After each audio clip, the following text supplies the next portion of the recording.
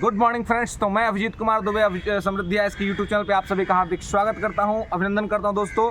तो एक महत्वपूर्ण सूचना जो है कि आप निकल के सामने आ रही है कि हो सकता है कि 15 अगस्त को एक तरफ झंडा फहराया जाएगा और दूसरी तरफ जो है TR 3 के विद्यार्थियों को सर्टिफिकेट मिलेगा, यानी कि नौकरी मिलेगी हाथों हाथ अभी से कुछ ही दिनों के बाद। आज तो वैसे आप देख लीजिए कि आज हो गया 2 तारीख और 15 में बहुत ज़्यादा विलंब है नहीं, तो एकदम जल्द से जल्द आपका रिजल्ट आने वाला है। तो एक बार फिर से विद्यार्थियों के मन में कौतूहल का विषय बना होगा कि रिजल्ट कितने नंबर पे आ रहा है। तो देखिए, मैंने पीछे कुछ कटअप्स आपको बताए थे जो मैं स्वीकार करता हूँ, जिसमें हमने कुछ कटअप जो बताए थे तो कुछ पहलुओं को ध्यान में मैंने खुद भी नहीं रखा था। अभी जब इतना दिन होने के बाद और आगे जो आपका रिजल्ट आने वाला है तो हमने बहुत सारी पहलुओं को देखा और समझा, फिर ये समझने का प्रयास किया कि कटअप कितना रहने वाला है। जब रिजल्ट आएगा तो कटअप कितना रहने वाला है। मैं PRT में आपको बता रहा हूँ कि PRT में 1 to 5 के अंदर में जो कटअप रहेगा वो क्या रहेगा और किस प्रकार से रहेगा। तो देखिए, इस बार जो PRT में कटअप रहने का संभावना है, और अगर आप 70 के अप्रॉक्स में सही कर दिए हैं, 70 अगर आपने सही कर दिया है अनरिजर्व कैटेगरी जनरल, तो आप मान के चलिए कि आपका रिजल्ट हो जाएगा, इसमें कहीं कोई दो राय नहीं है। अब आप कहिएगा कि सर ये क्या बता रहे हैं, इतना पर कैसे आ गए? तो इसलिए बता रहे हैं, उसका मैं पूरा लॉजिक आपको बताऊंगा, तो वीडियो अंत तक कंप्लीट करिएगा।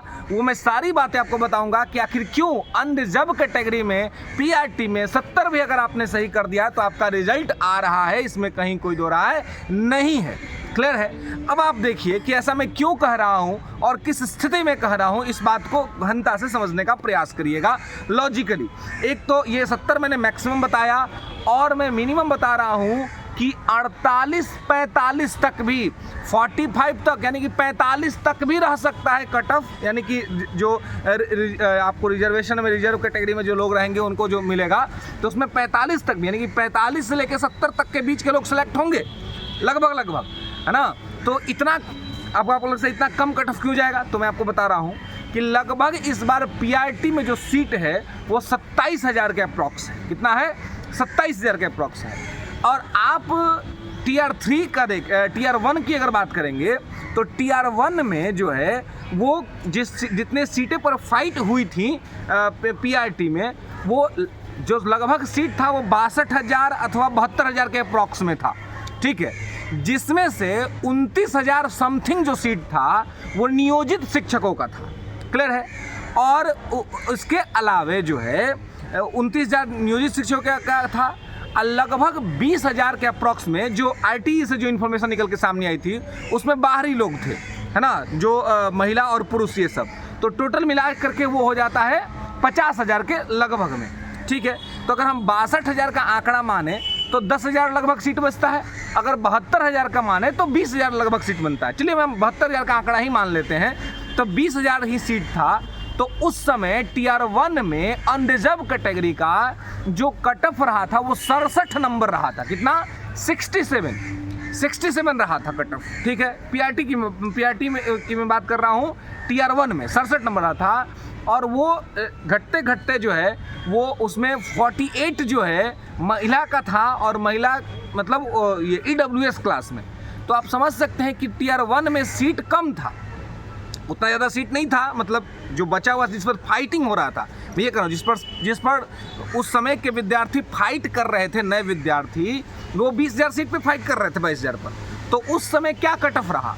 तो उस समय मैक्सिमम कटअप 67 गया, जबकि उस समय NIUS DLED के लोग भी भाग ले रहे थे, उस एग्जाम में अपीयरिंग कैंडिडेट भी भाग ले रहे थे, यानी कि बहुत अधिक भागीदारी थी, फिर भी कटअप रह गया था 67।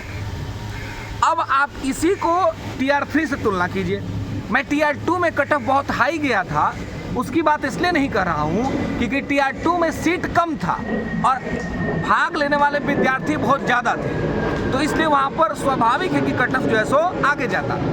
TR 3 की स्थिति PRT में ये है कि पहला बात कि NIUS DLED के कैंडिडेट इसमें भागीदारी नहीं कर रहे हैं, दूसरा चीज़ कि अपीयरिंग कैंडिडेट को मौका नहीं है, तो यानी कि जो लोग एग्ज़ाम में बैठे हैं वो बिल्कुल फ्रेश लोग हैं।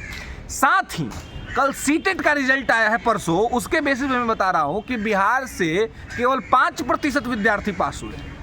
तो इन सभी डाटा को देखने के बाद, समझने के बाद एक बात स्पष्ट हो गई कि ये जो कहा जा रहा था कट ऑफ बहुत हाई जाएगा, बहुत ऊपर चला जाएगा, ये होने वाला नहीं है, क्योंकि सीट ज़्यादा है। और इस बार जो अपियर होने वाले जो विद्यार्थी हैं, वो विद्यार्थी कैसे हैं, तो वो विद्यार्थी जो रेगुलर डीएलएड हैं वही विद्यार्थी हैं, है ना। तो वो लोग पार्टी NIUS वाले हैं ही नहीं, अपियरिंग कैंडिडेट दे ही नहीं रहे हैं एग्ज़ाम। तो सीट के अपेक्षा जो ये है वो बहुत ज़्यादा उसमें गैप नहीं है। इसलिए मैं आपको बता रहा हूँ कि जो कट ऑफ रहेगा आपका, वो कट ऑफ जो है वो 70 से ऊपर नहीं जाएगा, 70 के नीचे ही रहेगा PRT में। और आप देखिएगा कि इसी के अप्रॉक्स में आपका कट ऑफ रहेगा। ये पूरा मैं ऑब्जर्वेशन के बाद आपको जो है सो बता रहा हूँ। तो इस चीज़ को जो है सो आपको यहाँ पर ध्यान रखना है और ये समझना है कि ये इस तरह से कट ऑफ रहेगा। तो क्योंकि PRT में जो है वो जो सीट्स है वो ठीक ठाक है। और इस बार फिर से मैं बता रहा हूँ, NIS DLED के लोग भाग नहीं ले रहे हैं और इसके अलावे अपियरिंग कैंडिडेट को भी मौका नहीं है। तो लिमिटेड जो लोग ही भाग ले रहे हैं और सीट जो संख्या अधिक है। और इसके साथ एक बात मैं और आपको बता दूं कि ये स्थिति जो है वो अभी एकदम तुरंत रिजल्ट आने वाला है, तो सीट के अकॉर्डिंग ही ऐसी बनने वाली है। और दूसरा बात कि पहले का जो रिजर्वेशन व्यवस्था है वही लागू रहेगा, यानी 50% का जो रिजर्वेशन व्यवस्था है वही लागू रहेगा। कल एक नोटिस भी आया है, तो अलग से जो ये एक्स्ट्रा गवर्नमेंट का जो प्रोग्राम था आरक्षण देने का, रिजर्वेशन देने का, वो इस पे लागू नहीं हो रहा है। तो इस बात को आपको यहाँ पे ध्यान रखना है, याद रखना है, समझ लीजिए कि इससे ऊपर कट ऑफ नहीं जाएगा दोस्तों।